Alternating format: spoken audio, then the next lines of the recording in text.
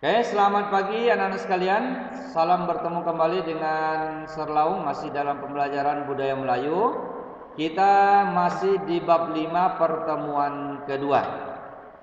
Sebelumnya kita sampaikan puji syukur kepada Tuhan Yang Maha Esa masih bisa kita bertemu dalam pembelajaran ini meskipun masih dalam suasana daring. Baiklah anak-anak sekalian, karena waktu kita yang singkat, kita langsung saja bagaimana memahami bentuk-bentuk pakaian Melayu Riau. Yang pertama harus kita lihat adalah bentuk-bentuk pakaiannya dulu. Yang pertama kita lihat dari sisi pakaian Melayu laki-laki. Untuk kaum laki-laki terdapat 3 bentuk pakaian, yakni yang disebut dengan yang pertama baju Melayu gunting Cina. Baju ini biasanya digunakan dalam pakaian sehari-hari di rumah yang bersifat santai atau untuk acara-acara yang tidak resmi. Anak sekalian bisa lihat di slide ini. Nah, inilah bentuk ya atau gambar dari pakaian Melayu laki-laki bentuk gunting Cina. Lalu yang kedua adalah baju Melayu cekak musang yang terdiri dari celana, kain dan songkok ataupun tanjak.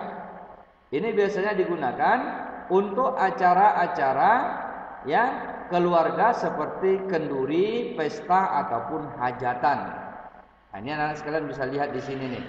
Seperti yang berwarna hijau dan berwarna ungu, ini adalah bentuk atau contoh gambar yang menunjukkan ya pola baju Melayu cekak musang. Kemudian anak sekalian, untuk yang ketiga disebut dengan baju Melayu teluk belanga. Ini biasanya digunakan untuk ya acara-acara formal ataupun non formal pada dasarnya. Tetapi biasanya untuk pemakaian pakaian baju Melayu teluk belanga ini memiliki nilai-nilai filosofi yang sangat besar. Contohnya, ketika seseorang menggunakan kain songketnya berada di atas lutut adalah menunjukkan bahwa dia sedang tidak terikat pernikahan. Sedangkan ketika dia menggunakan kain songketnya sampai di bawah lutut, itu artinya melambangkan dia sedang terikat dengan pernikahan. Kemudian anak sekalian, untuk perempuan, pakaian Melayu perempuan ya terdapat beberapa bentuk. Yang pertama disebutlah dengan istilah baju kurung, yang biasanya terdiri atas kain, baju dan selendang. Ya, biasanya ini memiliki panjang atau kedalaman sampai ke bawah lutut atau bahkan sampai ke betis. Kemudian biasanya ini adalah memakai pakaian ini dengan ukuran longgar, tidak boleh ketat. Dan biasanya memiliki bahan yang bervariasi seperti polos, berbunga-bunga, dan motif-motif lainnya. Kemudian yang kedua, baju kebaya laboh. Ini biasa terdiri dari kain, baju, dan selendang. Yang pada dasarnya, ini pada bagian tangan itu panjangnya harus lebih di atas pergelangan lebih kurang 2 atau 3 jari. Artinya ini menunjukkan agar ketika seorang perempuan itu memakai baju ini sedang menggunakan gelang atau perhiasan masih bisa terlihat atau nampak oleh orang lain. Kemudian kedalamannya untuk bagian bawahnya biasanya bervariasi, ada yang sampai ke betis dan ada yang sedikit ke atas betis.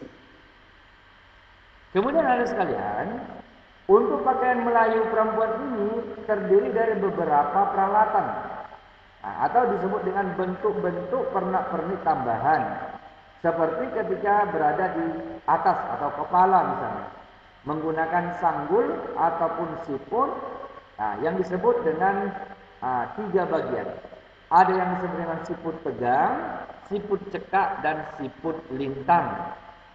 Sedangkan untuk tudung ataupun untuk kepala dipakai dengan 2 cara. Yang pertama, yaitu dengan cara menutup kepala dengan bagian yang agak terjurai dan terjuntai ke samping pipi kiri dan kanan. Ini biasa digunakan oleh kaum ibu-ibu ataupun kaum perempuan. Kemudian tudung lingkup, pemakaiannya mirip dengan cadar yang dipakai oleh wanita Arab, yakni yang kelihatan hanya mata atau sekurang-kurangnya hanya terlihat wajah. Atau bahasa sekarang disebut dengan hijab ataupun jilbab.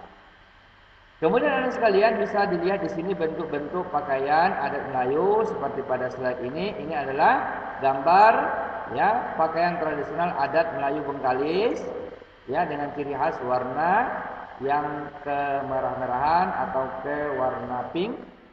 Kemudian yang ini warna pakaian Melayu tradisional Tanjung Pinang, kotak-kotak dan menggunakan keemas-emasan ya.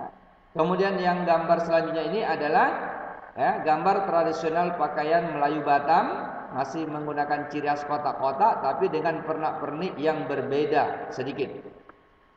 Ya, pada gambar selanjutnya juga Anda bisa lihat ini pakaian tradisional Melayu Indragiri. Ini dengan total menggunakan warna kuning keemasan dengan pernak-pernik yang sedikit berbeda di bagian kepala.